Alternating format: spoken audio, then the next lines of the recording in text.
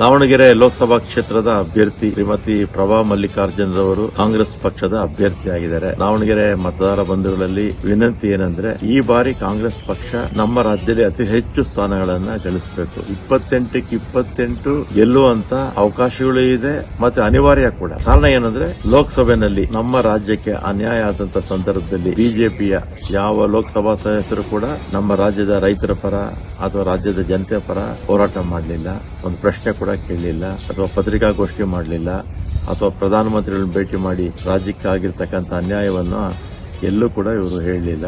ಮತ್ತೆ ಈ ರೀತಿ ಪದೇ ಪದೇ ನಮ್ಮ ರಾಜ್ಯಕ್ಕೆ ಕೇಂದ್ರ ಸರ್ಕಾರದಿಂದ ಬಿಜೆಪಿ ಪಕ್ಷದಿಂದ ಅನ್ಯಾಯ ಆಗ್ತಾ ಇದೆ. ಇದನ್ನ ಯಾವ ಬಿಜೆಪಿ ಮುಖಂಡರು ಅಥವಾ ಬಿಜೆಪಿ ಲೋಕಸಭಾ ಸದಸ್ಯರು ಅಥವಾ ನಮ್ಮ ರಾಜ್ಯದಲ್ಲಿರ್ತಕ್ಕಂಥ ಬಿಜೆಪಿಯ 4 ಜನ ಮಾಜಿ ಮುಖ್ಯಮಂತ್ರಿಗಳು, ಹಾಲಿ ಬಿಜೆಪಿ ಪಕ್ಷದ ಅಧ್ಯಕ್ಷರು ಅಥವಾ ವಿಪಕ್ಷದ ನಾಯಕರು ಯಾರೂ ಪ್ರಶ್ನೆ ಮಾಡ್ತಿಲ್ಲ. ಅವರಿಗೆ ಮತ ಬೇಕೇ ಹೊರತು ಜನರ ಹಿತಾಸಕ್ತಿ ಬೇಕಾಗಿಲ್ಲ.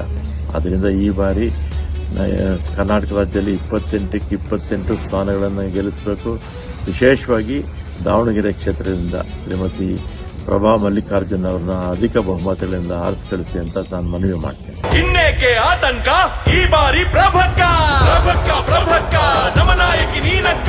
ಉದಾಹರಣೆಗೆ 236 ತಾಲೂಕಲ್ಲಿ 223 ತಾಲೂಕು ಬರ ಅಂತ ಘೋಷಣೆ ಆಗಿ 7 ತಿಂಗಳಾದರೂ ಕೂಡ ಕೇಂದ್ರ ಸರ್ಕಾರ ಹಣ ಬಿಡುಗಡೆ ಮಾಡದೇ ಇದ್ದಾಗ ರಾಜ್ಯ ಸರ್ಕಾರ ಕೋರ್ಟ್ಗೆ ಹೋಗಿ ಇವತ್ತು ಕೋರ್ಟ್ ಅನುದಾನ ಬಿಡುಗಡೆ ಮಾಡಿ ಅಂತೇಳಿ ಇವತ್ತು ಡೈರೆಕ್ಷನ್ಸ್ ಕೊಟ್ಟು ಅದರ ಪ್ರಕಾರ 3,800 ಕೋಟಿ ಕೊಟ್ಟಿದೆ.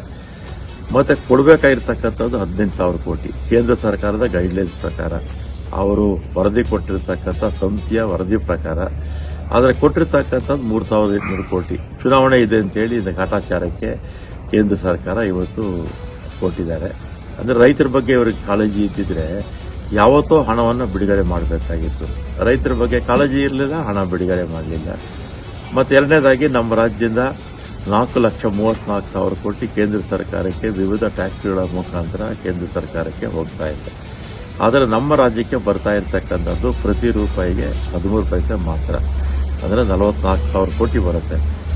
4,34,000 ಕೋಟಿನಲ್ಲಿ 44,000 ಇದು ಸರಿ ಇಲ್ಲ, ಹೆಚ್ಚು ಇನ್ನೂ ಹಣ ಕೊಡಬೇಕು ಅಂತೇಳಿ ನಮ್ಮ ಸರ್ಕಾರ ಹೋರಾಟ ಮಾಡ್ತಾ ಇದೆ. ದೆಹಲಿನಲ್ಲಿ ಅಲ್ಲಿ ಪ್ರೊಟೆಸ್ಟ್ ಕೂಡ ಮುಖ್ಯಮಂತ್ರಿಗಳು, ಉಪಮುಖ್ಯಮಂತ್ರಿಗಳು, ಎಲ್ಲ ಮಂತ್ರಿಗಳು, ಎಲ್ಲ ಶಾಸಕರು ಪ್ರೊಟೆಸ್ಟ್ ಮಾಡಿದ್ವಿ.